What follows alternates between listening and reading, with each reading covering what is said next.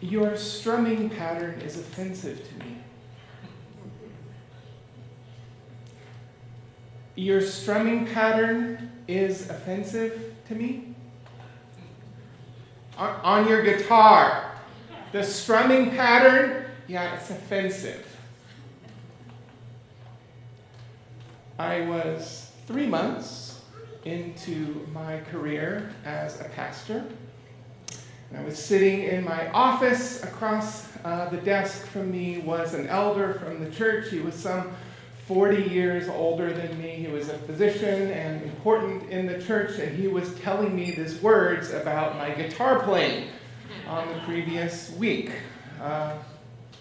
He had made an appointment with me, and I didn't know why he had made the appointment. He hadn't told me why he was coming, and honestly, I was shocked. I figured, if someone was going to come with a complaint, they would have something more substantive than that. Even early on, I was actively deconstructing my fundamentalist worldview. That week, or maybe the week before, I had tried to baptize a lady who smoked cigarettes, which I learned was a big no-no in that church. So I was surprised that it was about my guitar playing, and so I was silent for a moment. Kind of tried to, gather my thoughts, like, what am I going to say? And I don't know how I came up with this, but I said, well, could you tell me, what was it about my guitar strumming pattern that you found so offensive? I don't really set out to offend everyone or anyone if I can avoid it. And so could you tell me more about it? And he spluttered and snorted and, well, I don't know, he said. And that gave me some courage, and so I said, well, tell you what. This next week, I'm going to be playing again, so I want you to listen very, very carefully to my guitar playing. Try to figure out what it is about it that is so offensive, and come back and tell me, because if it's something I can control, I would love to adjust it for you. And he agreed. Now, before I tell you the rest of that story, I just want to say thank you to Paradox Church. It is wonderful to be with you yet again. It is a joy to get to preach with you. So thanks to Jasmine and to Craig for the invitation. And I know it's been a little bit since I've been here in person. With school finishing up over the summer, things got a little bit unmanageable in my household. But I understand that Craig has been doing a sermon that's sort of about fielding questions from the congregation, right? Sort of offering his contribution to the conversation. And so if you were to think of today's sermon sort of within that framework, you might think of today's sermon as an answer to a question that often goes unasked, which is not a cheeky way of saying that it's irrelevant. I think that it's pretty irrelevant. In fact, this is a topic that I talk about with my clients all the time. It's something that comes up really, really frequently. And that question would be, when should I confront someone on their behavior, and how should I do it in the first place, right? So this is kind of our question for today, and it's a really simple idea, but I don't think the answer is necessarily obvious, as we will see. It's one that I work through with folks all the time. So we're going to do a little bit of a therapy session today together, and that brings us back to our story with the elder. The next week he came back. This time he did not make an appointment. And he sat down at my desk, and he brought with him this time an apology. He had sat there in church, and he had listened to me play, and he could not figure out what it was about my guitar playing that was so offensive to him, and he was able to admit to himself that he just doesn't really like guitars and would prefer that they not be played in church. Which honestly is a perfectly valid preference to have. It just is kind of ridiculous to make that the subject of moral outrage, right? And he sort of figured that out, and he came with an apology. To his credit, So I want to take a step back, however, and sort of ask the question, why on earth did he end up in my office in the first place, making an appointment to complain about my guitar strumming pattern? I still have no idea what it was, or anyway. Well, he was a Christian. He was a mature follower of Jesus. He's read his Bible many, many times, and he had been told many times, did you follow Matthew 18? And so he was dutifully following Matthew 18, which is our text for today. He was trying to be faithful to the scripture, and so he showed up trying to follow this passage, the one that was read for us just a moment ago. Now, for me, I think that Matthew chapter 18 is fraught with lots and lots of problems, okay? It's not my favorite passage in the Bible. For one, our context is so different from the one that Jesus was in when he said this, right? From mass communications to a globalist economy to technology, we have many, many different intersecting layers of identities and civil codes and ethical, professional, like the world that we live in is so complicated, and it's hard for me to not believe that if Jesus were giving us advice today about how to confront people, that he might say it a little bit differently. So that's one, just the context. But for me, I worked for many years professionally as a pastor. And I, have heard Matthew 18, used as a verb. Did you Matthew 18 them? And more often, it's really a thing. Very, very often, this text was not used particularly well, in my opinion. In fact, more often than not, it would kind of deputize people into feeling like they're the morality police, right? And it's sort of like giving them permission to let out their inner Karen and to go and, let the person know what they did wrong. Or people use it also for virtue signaling. It's really complex, and it got really, really not good as a pastor. And as a trans woman who also follows Jesus, I've learned firsthand the pain of condemnation, of public moral trials, and of shunning. When people use the phrase, there's no hate like Christian love, I know a little bit about why folks say it. And part of the reason that it exists is because of this passage, Matthew chapter 18.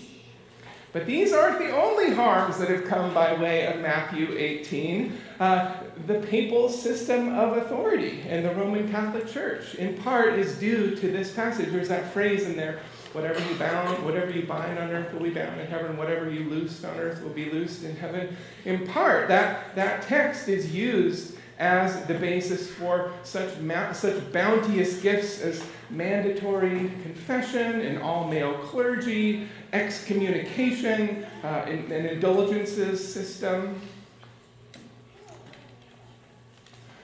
Matthew 18 has been used to force victims of domestic, sexual, and spiritual abuse to confront their abusers alone, in private, before seeking out any other forms of justice. Matthew 18 has been used in evangelical circles as a prayer request promise. I can't tell you how many times I've been with people in the hospital at the bedside and heard this text invoked, where 2 or 3 are gathered, whatever you ask in my name will be done for you. And I can't tell you how many times I've sat later with little ones. This is a phrase that Jesus uses all throughout this whole chapter of Matthew chapter 18, those who were immature and vulnerable, who were kids. I can't tell you how many times I've sat with little ones who prayed this prayer in earnest and cited this text in earnest and then saw their faith crumble when their request didn't come true the way they believed it had been promised. This text, Matthew chapter 18, is from the lectionary reading from this week.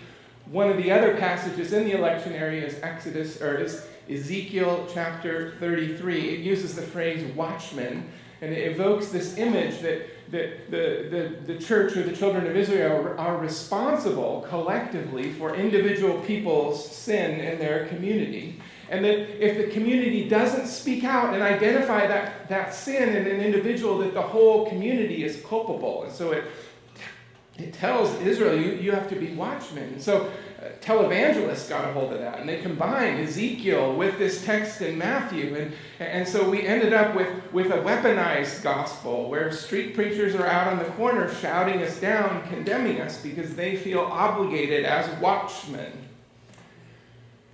There's lots of problems with Matthew chapter 18.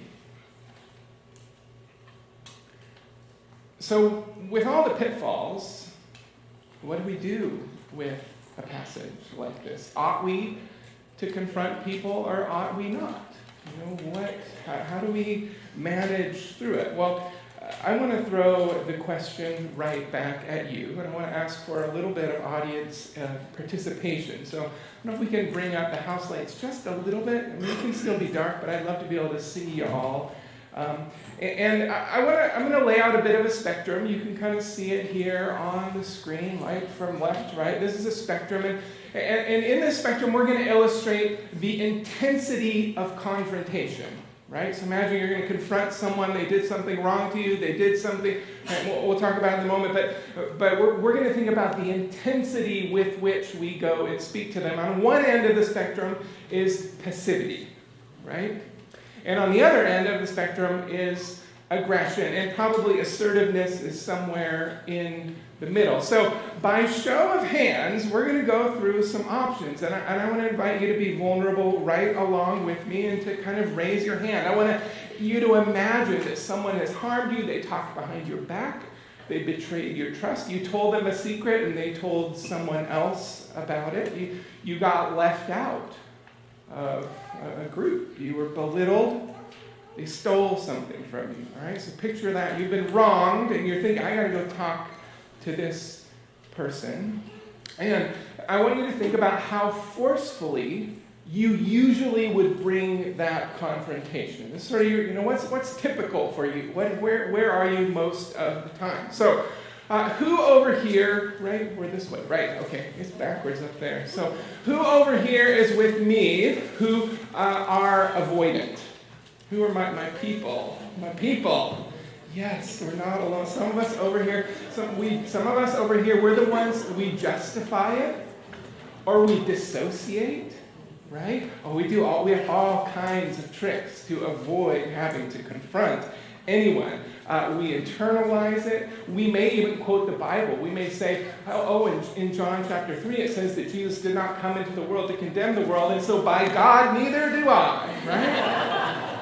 Right? All kinds. Okay, wonderful. Okay, good. So now, one step more toward the aggressive end of the spectrum would be something that's maybe a little like indirect. So this might be like passive-aggressive. We might write them an anonymous note. Right? Who are my anonymous note writers here? Is there anyone? No? Oh, what? Okay, what about spilling the tea? Who spills the tea? Gossip? Okay, all right, some of you, yes, bless you. We're all on this spectrum somewhere, okay? And probably we're all on the spectrum at different times, right? Some of us, have you ever written a song about someone? I know, you guys, I know that Paradox had that Olivia Rodrigo service, and it's like, oh man, the whole album is her writing songs about someone. It's gorgeous. Maybe you hang up banners over the freeway, saying nasty things about people you don't like. Maybe you preach a sermon about people who hang up banners over the freeway. Right, we're getting really meta here. It's good. Okay, good. So now we're getting more into the center. So here's cautiously direct. So this is the folks who circle back with some feedback. I want to just check in with you and maybe discuss this for who circles back with feedback. All right, some of us here, right? It's direct, but it's cautious. We're cautious. All right, some of us here we circle back. I've circled back in my life before. I'm with you. Okay, good.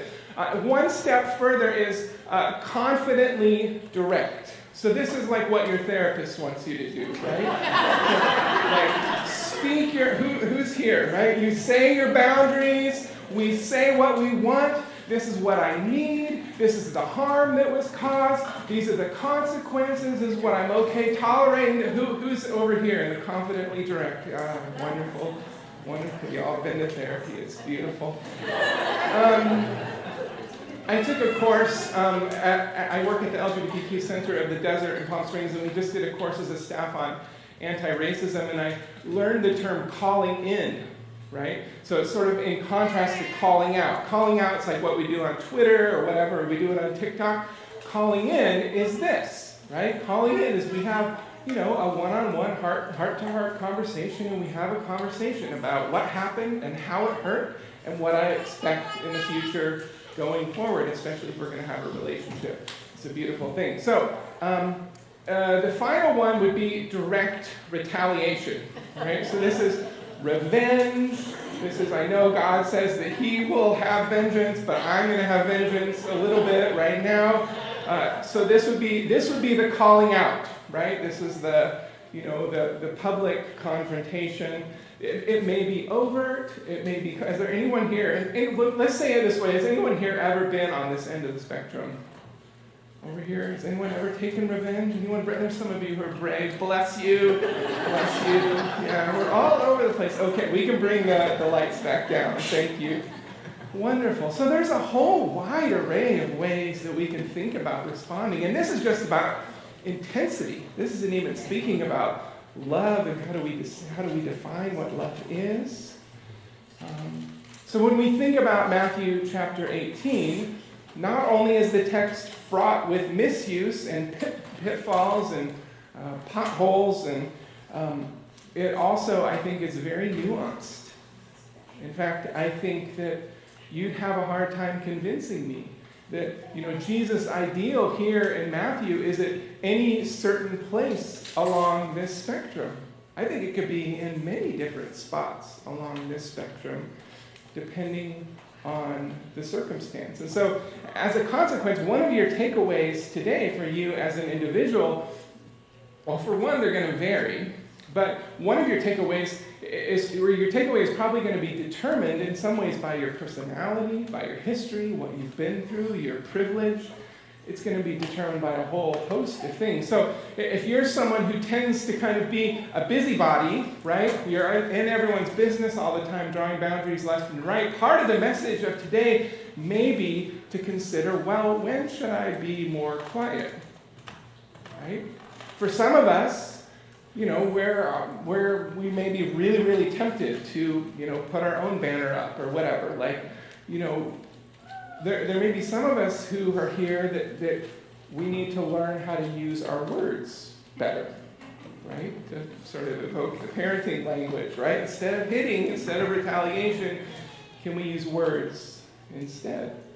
And there might be some of us, God bless us over here, who would rather almost do anything else to confront, where we need to put on our big girl panties and make an appointment to tell the person about their guitar strumming pattern, or hopefully something more important than that.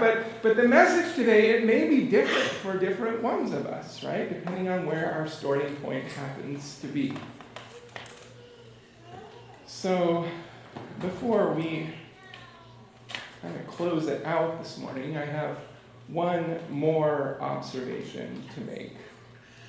And, this model tells us something about how we ought to go about confrontation, how we might apply Matthew chapter 18. But it doesn't really answer the question about if or when. Jesus in Matthew chapter 18 seems to be laying out this plan specifically within a church context, right? He uses a lot of church language, brother, sister, sibling, etc.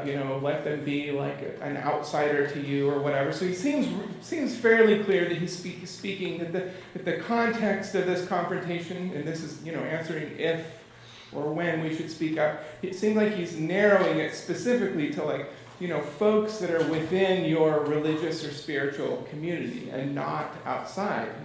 There's one phrase early on that may even lead us to think that it's narrower yet. There's this phrase, if your brother or sister sins against you. So it's not just sin in general, this is a harm that's specifically come your way and affected your way.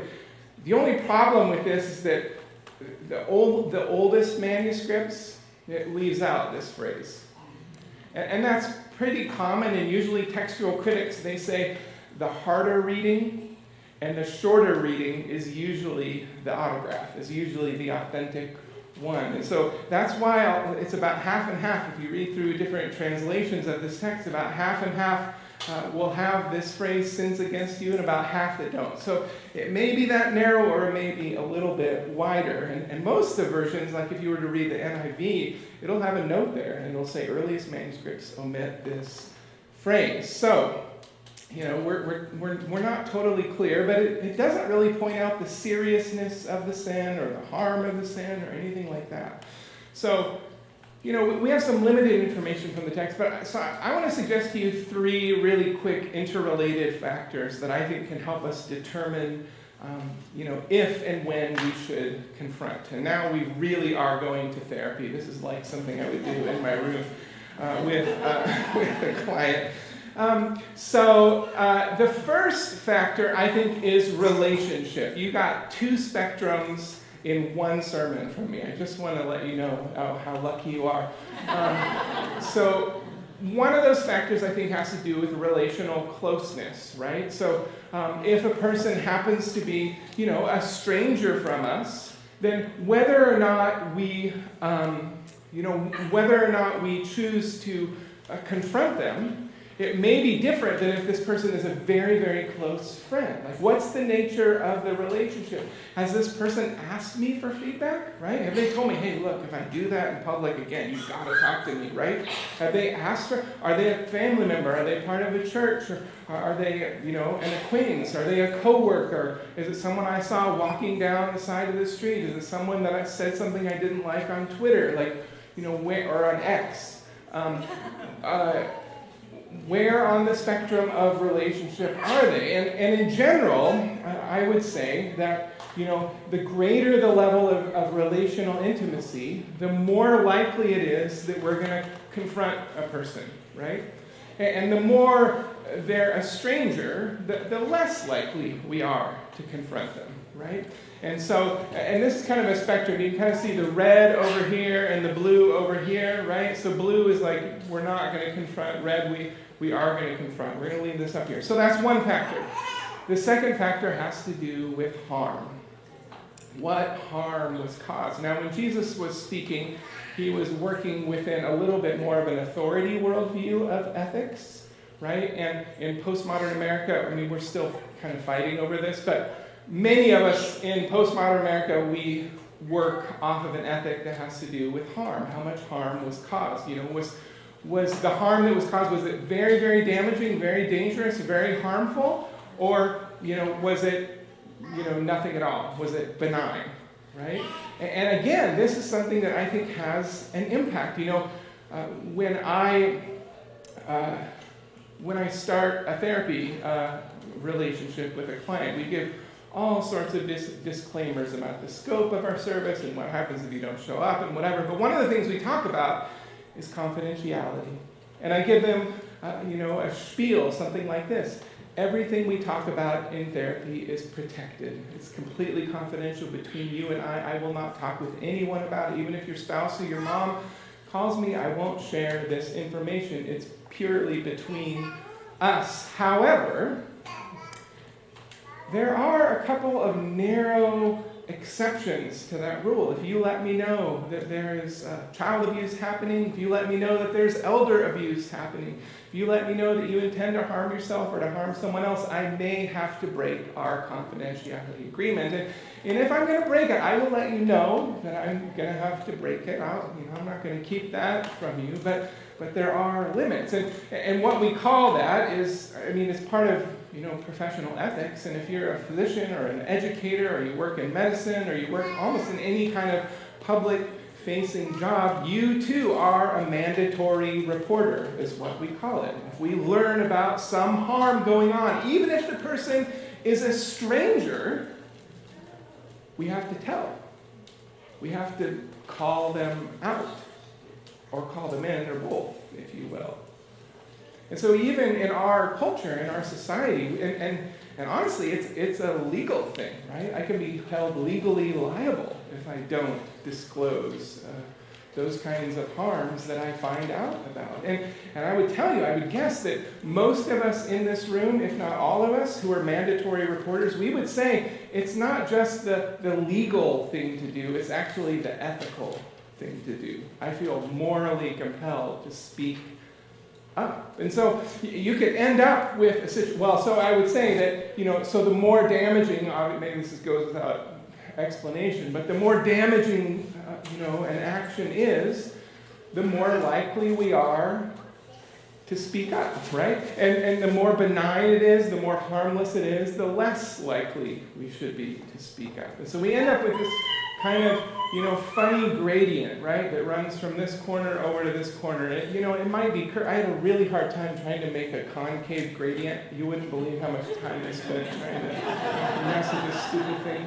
So it's a straight line, but I don't really think it would be a straight line in reality. In any case, the gradient is something like this. So you can have someone who's a perfect stranger to you, but is doing something really, really awful, really, really harmful, and it may behoove us to go speak to them, or to speak to someone else, to maybe raise the stakes even faster than Matthew 18 prescribes because of the level of harm.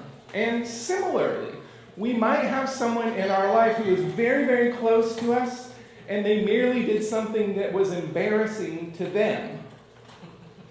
And we still might need to speak to them because of the closeness of the relationship. Are you with me? Are you following?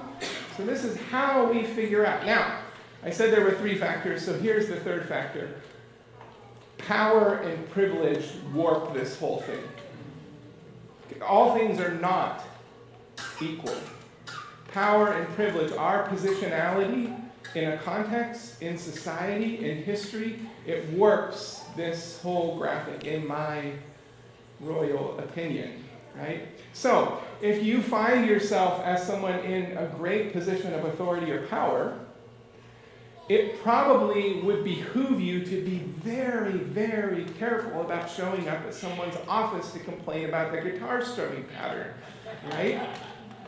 If you're in a position of power, if you find yourself with a lot of privilege, we should be slower and more careful about when we choose to make those confrontations. And it may be, more limited up here to the corner, right? Some people we're going to confront, mostly folks that we're close to who are doing really, really harmful stuff. Now, it may not be this extreme, but I'm showing this to you for, and honestly, if I were doing this thing, what I would do for someone who has privilege is, probably most of this is fairly red, and then it probably curves off like this, but again, I could not figure out how to get it to do it that way. So it's probably something like that, but it gets warped majorly, right? And similarly, if you find yourself in a situation where you're a little one, Jesus spends, like I said, a long time in Matthew chapter 18 talking about the weakest and the vulnerable in society and how the church is behooved to look after them and to take care of them, to watch out for them and to not harm them. And so if you find yourself as a little one, it probably expands the opportunity or the obligation or the necessity of speaking up for yourself. So you might find yourself, even speaking to a stranger who's causing harm, maybe not like massive harm, like maybe they're, misgendering you at the doctor's office, not that that has ever happened to me, where you might say, hey, she, thanks, right? Depending on where our positionality at, this whole thing may warp and it may become more red and we may have more obligation to speak up for ourselves.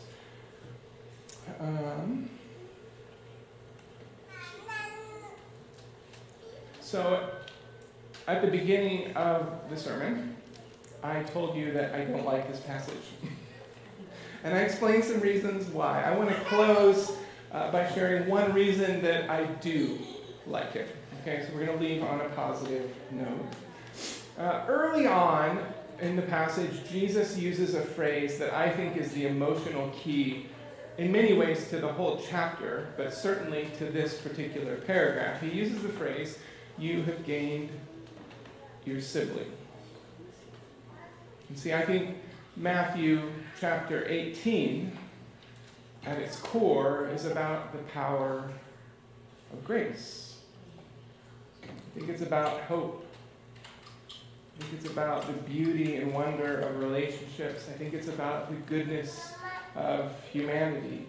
I think it's an invitation to fight for people, to stay connected with them, and to love them well.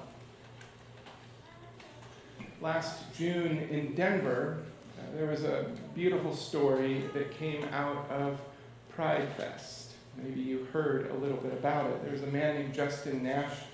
He's a 53-year-old white cisgender man who was in a wheelchair, and he found himself at Pride Fest, at the parade. He wasn't from Denver, he's from Amarillo, Texas, right? And this story made the rounds, I think, especially on TikTok because of this sign that he was carrying, which says, "Recovering bigot, I'm so sorry, free hugs." And in the TikTok video, person after person after person came up and hugged him. So what's the story with this guy, Justin Nash? Well, there's several different news articles. He did a number of different interviews. And what he talked about is living for a long, long time steeped in homophobia, steeped in hate, steeped in misogyny for other people. And he talked about how he had been on this 20-year-long quest to unlearn all of that hatred that had been indoctrinated in him. And he talked about how, that he wasn't super overt in his homophobia. He talked about how, I did. And those of us who are queer probably would argue about the harm that comes from crude jokes, right, and cruelty. But he kind of dismissed that off. Well, I said some cavalier stuff sometimes. And he talked about how he cut off a friend once who came out to him, and he never saw him again. So he had some stuff going on in his life, this man, Justin Nash. But he talks about how he had been reading the Bible and specifically been reading the words of Jesus, and he'd kind of been convicted, I want to grow, but I don't know how to do it. And so there was a lesbian woman that was in his life. I think she worked with him. And so he went up to her and said, "Hey, I want to be a better person. Would you help me?" And she had a moment of truth, right? She had been harmed in lots of different ways, maybe not all directly by him. She had some kind of relationship with him. And certainly after that question being asked, it shifted the relationship even more. So she found herself in this moment of decision. What do I do? Should I tell him about it? And what should I say? And so as the story goes, she went for it. She gave him honest feedback. She talked with him about what he could do to become a better person. She told him about his sin, as it were. It changed his life. What a powerful gift she gave him. What a gift of grace that she gave him. What a gift that we all could give. So my prayer for you is that you may have the love and the courage and the wisdom to do so.